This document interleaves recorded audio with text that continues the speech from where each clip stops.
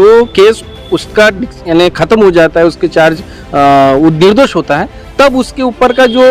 एक दोष मुक्त का जो एक कॉलम है वो भी पेपर में नहीं आता है या कुछ होता नहीं है। तो छोटे से आता ही नहीं है सर, मैं तो देखता हूँ, मैं रोज, हाँ आता भी नहीं है सर, आता भी नहीं है। और तब तक बंदा जो है वो डिप्रेशन से गुजर जाता है और उसका जो करियर है पूरा तहस नहस। शिल्पकार माटे आजकल जो हम न्यूज़पेपर पढ़ते हैं उसमें हम जो छेड़खानी बलात्कार का नाम यानी पेपर में जो न्यूज़ पढ़ते हैं उसमें हम ये देखते हैं कि बलात्कार का नाम दिया जाता है,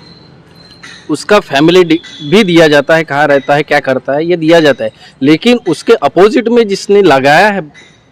रेप का चार्ज, उसके बारे में ना पेपर में कहीं दिया जाता है ना उसके बारे में कोई चर्चा की जाती है। इस बारे में अगर हम विचार करें इस बारे में, तो क्या हम पुरुष पे जो आरोपी करके हम उसका जो नाम दे रहे हैं उसकी हम इज्जत जो है वो कम नहीं कर रहे हैं, उसका जो कैरेक्टर है उसको पूरे हम तहस नहस नहीं कर रहे। हम सरकार से और हम जो एग्जीक्यूटिव कमेटी भी जो है, पुलिस है और जो कोर्ट वगैरह है, हम इनसे भी पूछना चाहते हैं कि हम महिलाओं का जो रेप होता है, महिलाओं जो रेप होता है उसका चार्ज जब हम उसके ऊपर फ्रेम करता है आरोपी पे, तो उसका सीधा नाम दिया जाता है, फलाना नाम ये है, उसका ये है, उसने ये किया है, बलात्कार किया, जो कुछ किया है, लेकिन उसके एवज में महिला का नाम नहीं आता कहीं पे भी नहीं। तो इसके बाद अगर हम ये बोले कि अगर उस रेप के चार्ज में आरोप जो पुरुष है अगर वो निर्दोष मुक्त होता है तो क्या हम उसका नाम आता है कि इसका ये चार्ज था 2 साल पहले या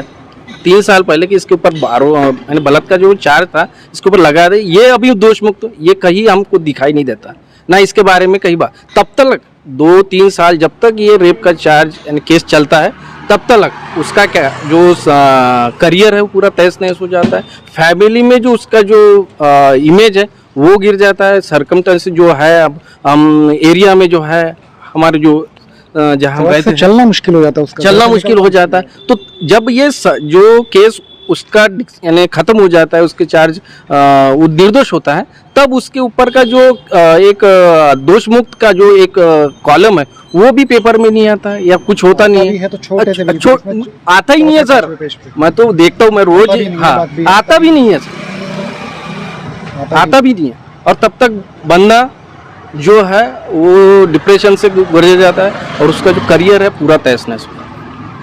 तो आपका जो संगठन है, हाँ, इस टॉपिक पे क्या वर्क कर रहा है कि ज़्यादा से ज़्यादा जो बलात्कार के केस है, छिड़काने के केस है, जिसमें पुरुषों के हक के लिए लड़ा जाए? हाँ, हम जितने भी पुलिस स्टेशन हैं उसमें हम हमारा जो एनजीओ है वो उस यानी सभी नागपुर के जितने भी यार नागपुर के आजू बाजू में जितने पुलिस स्टेशन उस पुलिस स्टेशन में जाता है, विजिट करता है, हमारे जो एनजीओ के पॉम्पलेट है, कैलेंडर है वो डिस्ट्रीब्यूट करते हैं ताकि कोई जो बलात्कार का एक्यूज है, आरोपी है, उस पॉम्पलेट को देके, उस कैलेंडर को देके और हमसे वो कांटेक्ट करे और हम उसको ये गाइडेंस दे कि इससे वो कैसा निकल सकता है और डिप्रेशन से वो कैसा बाहर निकल सकता है।